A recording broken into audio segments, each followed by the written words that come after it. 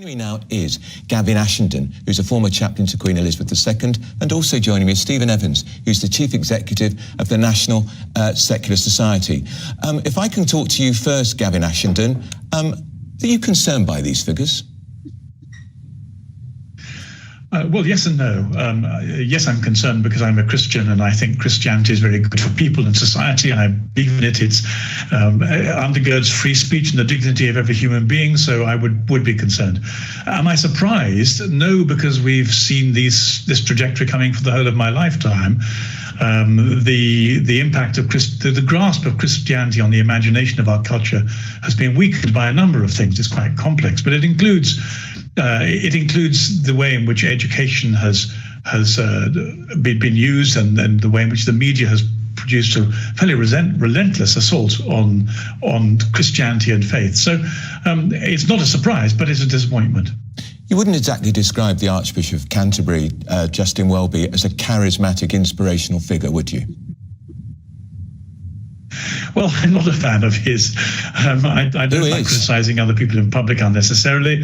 But I think the Church of England, what the Church of England needs to do is to decide whether it wants to put a bit of icing on the secular cake and be a sort of token spiritual body, or whether it wants to be truly Christian.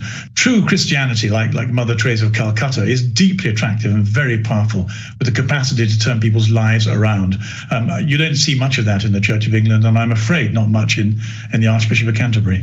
Let's bring in Stephen Evans, who is the Chief Executive of the National Secular Society. Stephen, the Church will be four square in the coronation next year of King Charles III. The Archbishop of Canterbury will be presiding over it. Should he be? And do you now think the time has come where we should have a serious debate about disestablishing the Church of England?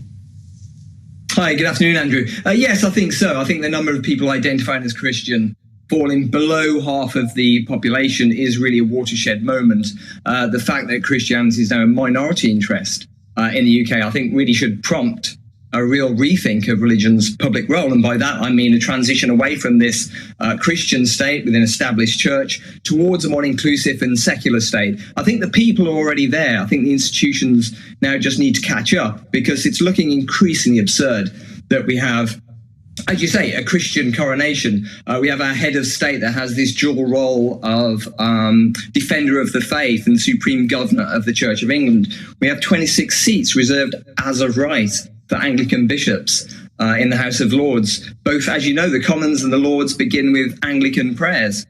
A third of our schools are faith schools, most of them Christian.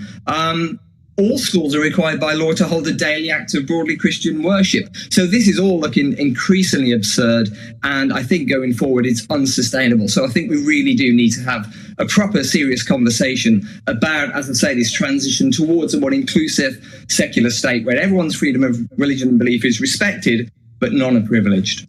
Gavin Ashenden, Stephen's got a point. Why are there 26 Anglican bishops in the House of Lords, but absolutely no Roman Catholic bishops, when the Roman Catholic faith and community seems to be stronger in this country than the Anglican one? Yes, I've been arguing with Stephen and the National Secular Society for decades, and I suddenly find myself agreeing with them completely. Oh no, we don't want agreement. No, you've got to disagree. Well, hang on, only temporarily. I'll give Stephen something to fight back with in a second. So establishment doesn't make any sense at all. He's quite right about that. But there's a much bigger. This is an old agenda. The agenda for the moment is about free speech and a genuine opportunity to declare our views in the Christian space. Stephen's right. There are three contenders for the hearts of our culture. It is Islam, secularism and Christianity. And what we have to do is get rid of the Equalities Act so that we can have a genuine conversation without being accused of hate crime, because we have different ethical views embedded in each point of view. So establishment is a bit of a red herring. It should be got rid of. But what we really need to make sure is we have an open, free, democratic society where you can express the views of your conscience without fear of being banged up. Stephen, I think you're going to agree with that, aren't you? I'm really sorry to disappoint you, Gavin, but I completely agree with that. I mean, a secular state, as far as I'm concerned, secularist liberal principles are all about freedom of expression, freedom of belief, freedom of conscience. And everyone should have the right to, of course, believe what they want, and also to manifest their beliefs insofar as they're not encroaching on the rights and freedoms of others. So I'm afraid we're not going to have a debate over freedom of expression. Fully support it. Can I just ask you, Stephen, briefly, what do you believe in? What happens to you when you die? Well, I don't know. I think all the evidence tells me that I die.